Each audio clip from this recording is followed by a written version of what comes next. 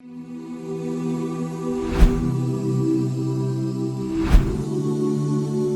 वालेकुम जी, मुफ्ती फैसल जापान वाला आपकी खिदमत में हाजिर है।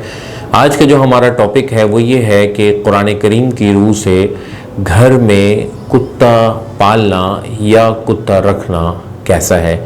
क्या घर में कुत्ता रखने से रहमत के फरिश्ते नहीं आते? तो इसमें हम कुरान करीम का मौक़िफ़ जानने की कोशिश करते हैं। कुरान करीम में सूरह 5 की आयत नंबर 4 के अंदर अल्लाह ताला ये फरमाते हैं कि लोग आपसे दरियाफ़्त करते हैं कि उनके लिए क्या चीज़ें हलाल हैं। आप कह दीजिए कि तमाम पाक चीज़ें तुम्हारे लिए हलाल की गई हैं, और जिन शिकार खेलने वाले जानवरों को तुमने सदा रखा है, यानी जिन कुत्तों को तुमने सदा रखा है, जिन्हें तुम थोड़ा बहुत वो सिखाते हो जिसकी तालीम अल्लाह ताला ने तुम्हें दे रखी है, बस जिस शिकार को वो तुम्हारे लिए पकड़ कर रोक रखें तो तुम उनसे खा लो और उस पर अल्लाह ताला के नाम का जिक्र कर लिया करो और अल्लाह ताला से डरते रहो। यकीनन अल्लाह ताला जल्द हिसाब लेने वाला है। यहाँ अल्लाह ताला ने हमें ये इरशाद फरमाया है कि मुकल्लिबीना, वो कुत्ते तुअल्लिमूनहुन्ना मिम्मा अल्लमकुमुल्लाह, जिनको तुम तालीम देते हो, जिनकी तुम ट्रेनिंग करते हो।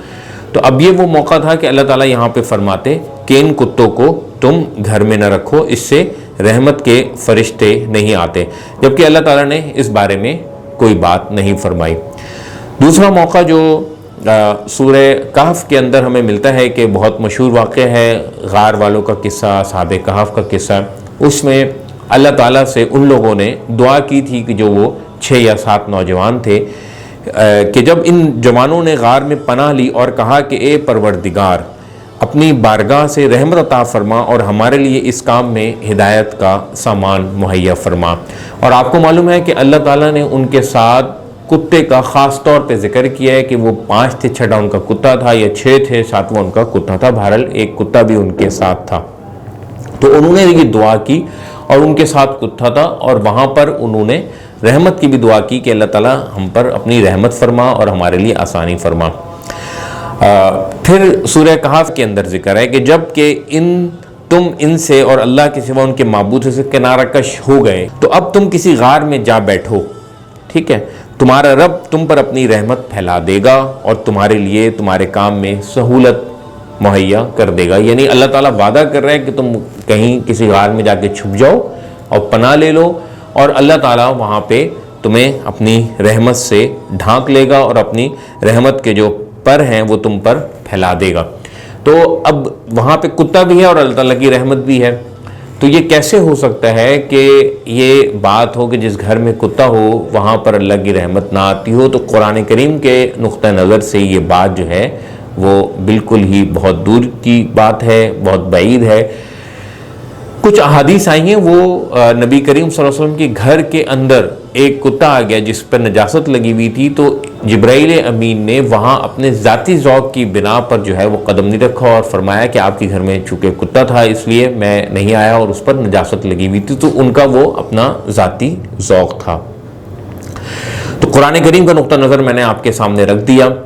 तो इस गलत नुक्ता नज़र से जो हमारे यहाँ माशरे के अंदर फैला हुआ है कि एक कुत्ता है बेचारा, लोग उसको पत्थर मारते हैं, उसको धुतकारते हैं, उसको खाने पीने को नहीं देते।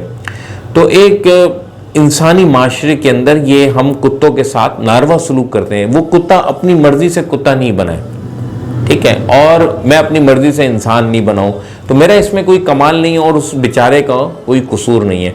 तो हमें चंद रिवायात की बुनियाद पर जो कि कुरान करीम के नुक्ता नज़र से बिल्कुल ख़िलाफ़ हैं, जिनको समझा नहीं गया है, तो उसकी वजह से हम कुत्तों के साथ और खुदा की मखलूक के साथ बहुत ही नारवा सलूक करते हैं, जो कि हमें इस्लाम ने हमें जिसकी तालीम बिल्कुल नहीं दी है। हमें सिला रहमी का हुक्म दिया गया है, इंसानों के साथ भी जानवरों के साथ भी। मैं देखता हूँ कि मैसेज चलता है कि जी गर्मी बहुत है, आप चिड़ियों के लिए और परिंदों के लिए अपने घर की छतों पर पानी रखें, मगर मैं देखता हूँ कि वही लोग जो दूसरे कबूतरों और परिंदों को पानी पिला रहे होते हैं, वही लोग जो हैं वो कुत्ते को धुतकार रहे होते हैं। तो हमें सिला रहमी का हुक्म है, खुदा की मखलूक के साथ उससे मोहब्बत का हुक्म है, उसके साथ प्यार का जिक्र है, उसके साथ नरमी का जो है वो हुक्म है।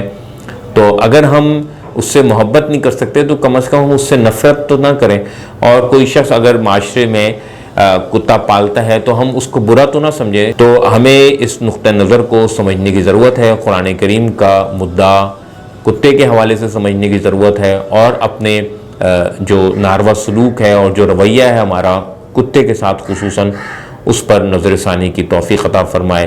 اللہ تعالیٰ وآخر دعوانا ان الحمدللہ رب العالمین.